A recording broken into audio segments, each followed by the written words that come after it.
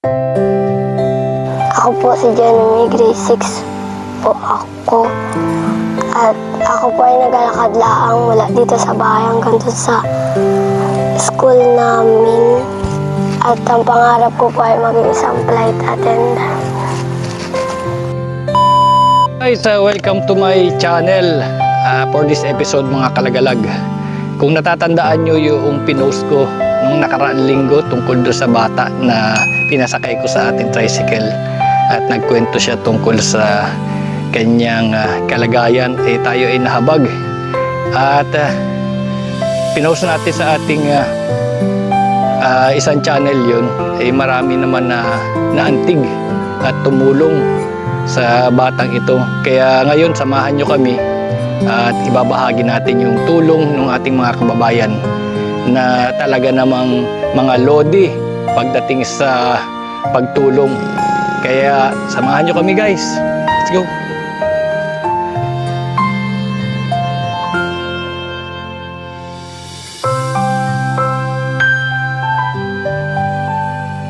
Ako po si Jenny, grade 6 po ako.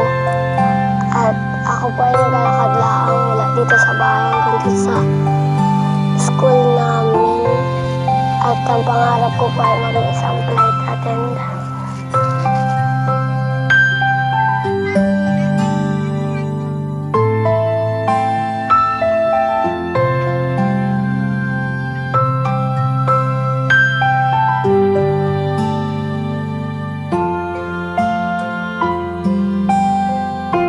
Ako po ay nagpilit mag-aral para po makatulong ako sa aking mga magulang paglaki ko.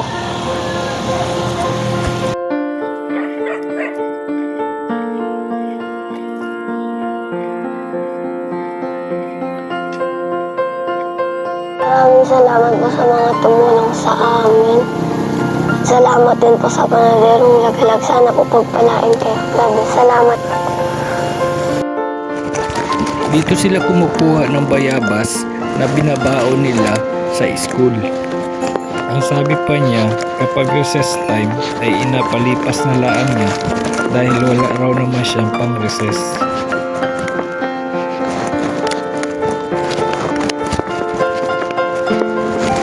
Nakakabilib ang mga batang tulad niya.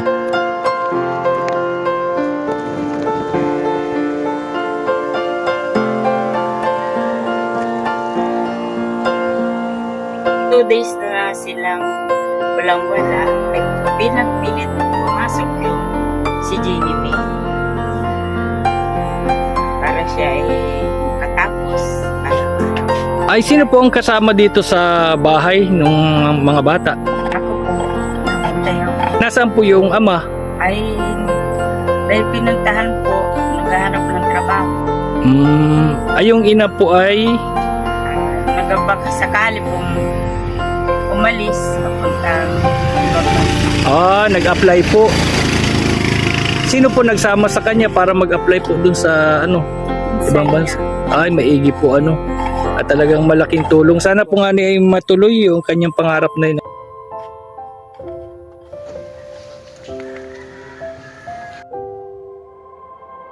Mga kalagalag, salamat po sa inyong pinaabot na tulong para sa pamilya po ni Jenny May. At ang kasama po nila tuwing naghahanap buhay po yung kanilang ama ay yung kanilang lola. Ito po yung mga kapatid niya. At ito naman po yung mga hinandog ninyong tulong para sa kanila. Ito po, may bigas at sari-sari po. Maraming salamat po sa lahat ng tumulong sa kanila.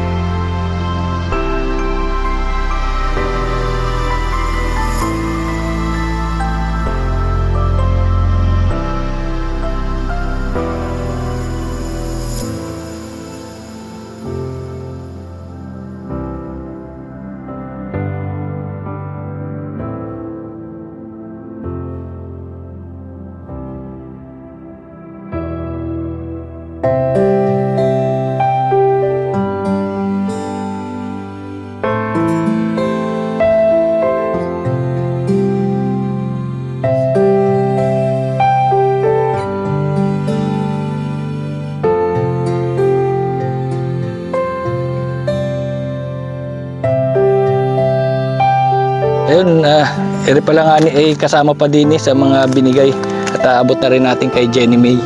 Nining, pambaon mo.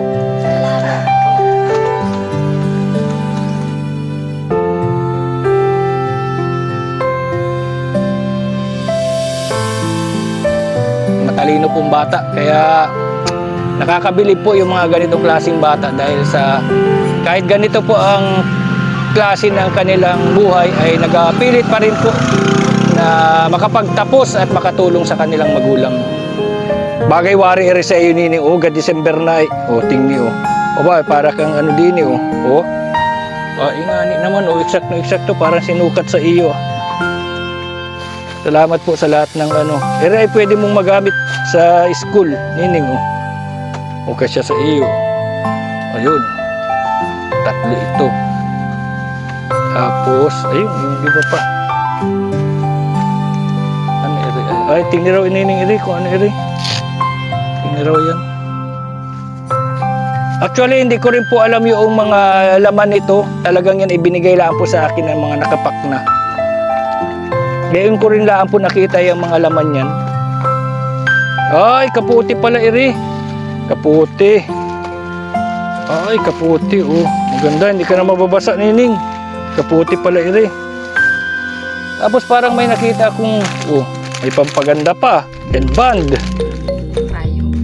May payong panining. Hindi ko na ikaw aperamin at may payong ka na Yan ay pag nakita ko nag-aulan ay napahiram ko yan ng payong.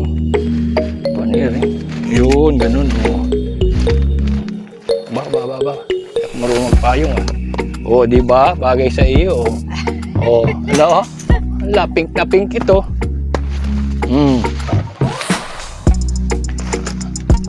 Maraming salamat po sa lahat na nagbigay para kay Jenny May.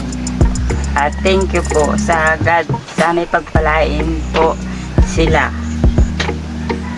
Sana ay mag-aral kang mabuti, maging mabuting bata, at sana yung mga pangarap mo ay matupad sa tulong mo na rin dahil alam ko naman na masipag kang mag-aral at saka mabait kang bata. At pagpalain nawa kayo ng buong may kapal. Ning, ngiti dyan. Yan, ngumiti na.